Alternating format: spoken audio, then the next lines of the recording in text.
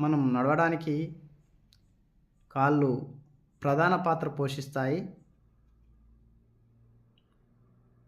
నిలబడడానికి కారణమైనటువంటి కాళ్ళు అవిటి ఉన్నవారు, వికలాంగులు ఏ విధంగా వాళ్ళు బాధపడతారనేది, ఏ విధంగా వాళ్ళ ఆవేదన వ్యక్తపరుస్తారనేది మనం పాఠశాల ద్వారా తెలుసుకుందాం.